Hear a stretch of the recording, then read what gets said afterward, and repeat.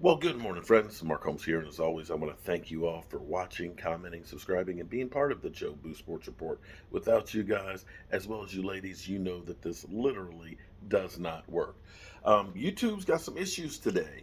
I uploaded my morning video and things, and the thumbnails aren't quite there.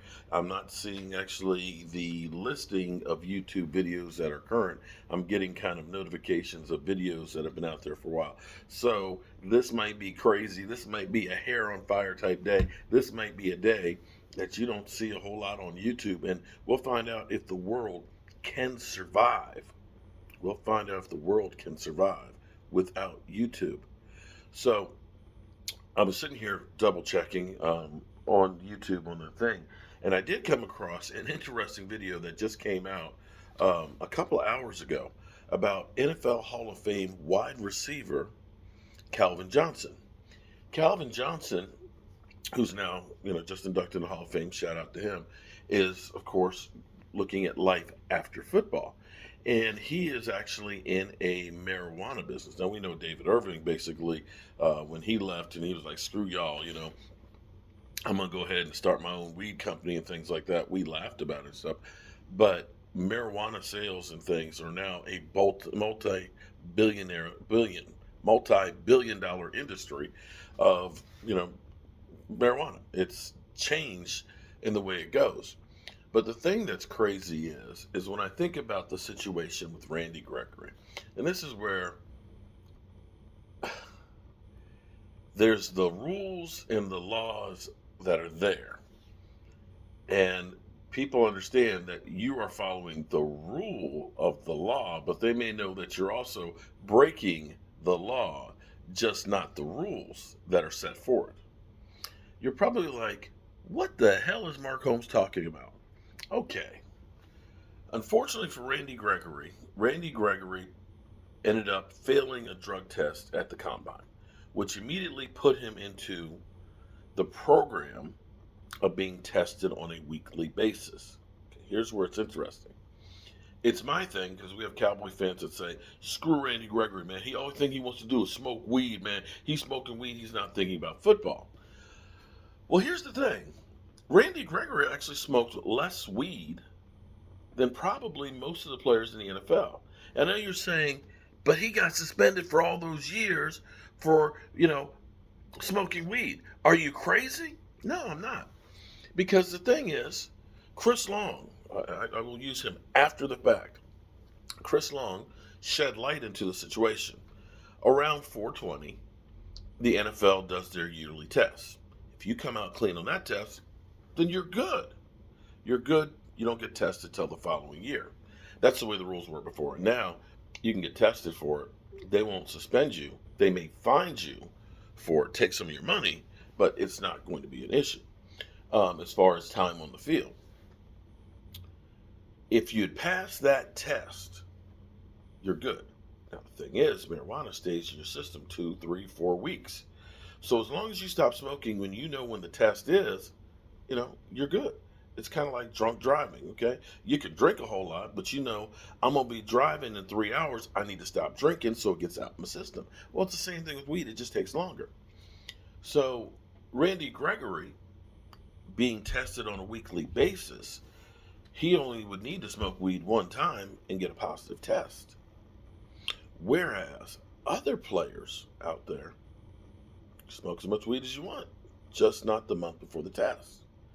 Case in point, here is Calvin Johnson, who is in this interview this morning, and he's talking about his business that he's doing, and he also sheds light on what he used to do. And let me play a little bit of this. And you talked about, kind of positive effects of cannabis versus opioids, which, are still commonly used and legal for medical reasons. How often did you use marijuana during your career? I use it on a regular. Early in my career, coming out of college, I used it, every now and then. But when I got to the league, it seems like you go from being in college to, can't get hurt, never get hurt, to all of a sudden, once you get in the league, like you're hurt every day. Really? This is crazy. Cause I got little injuries in college, but nothing like the league. I guess it's just, you're playing against such bigger, faster players, stronger players. But it definitely increased to the point where I'm using every week, during the league. Like after games, before I go to sleep. Yeah. And what made you realize that helped? Just the level of sleep.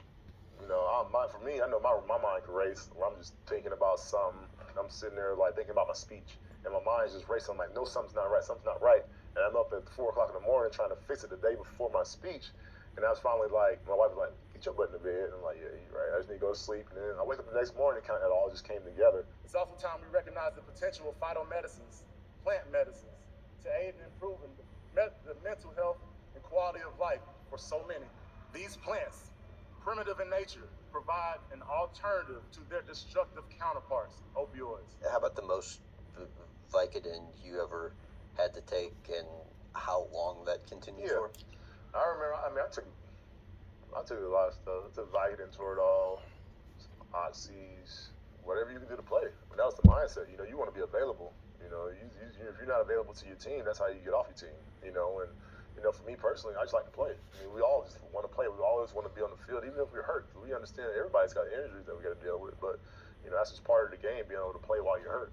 Like I said in my speech, anything that we could take to play, we did. The pain was so severe that I would take whatever I could just to manage the pain to be able to play.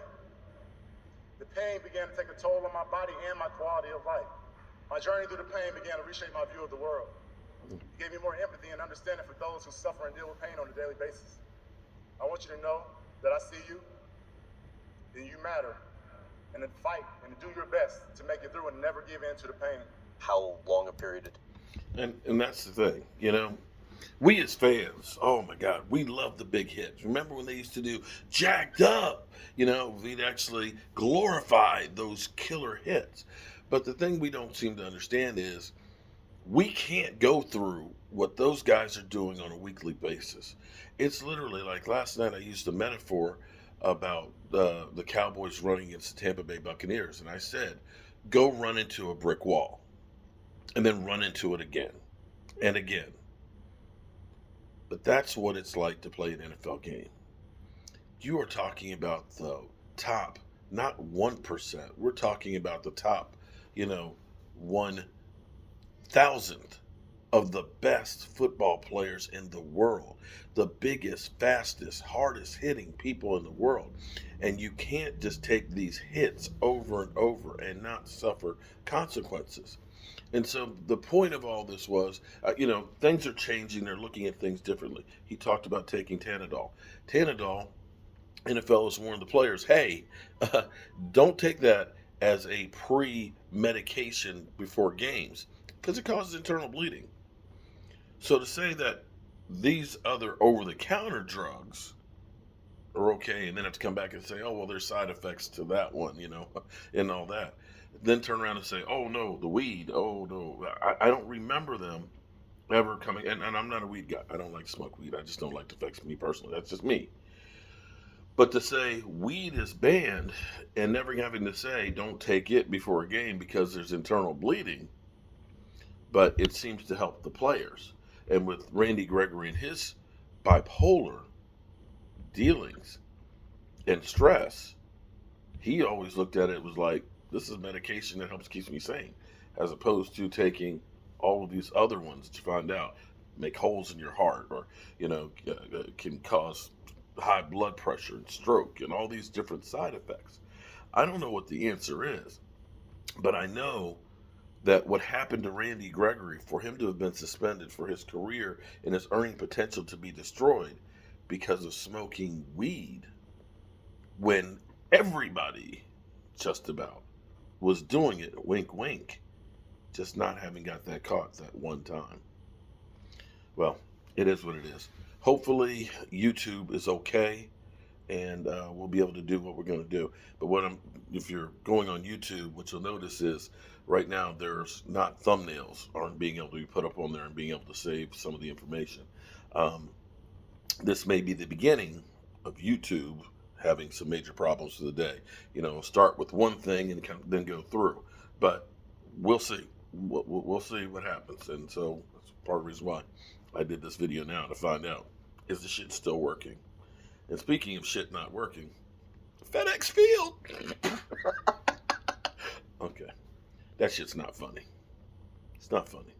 All right. Have a great day. Peace.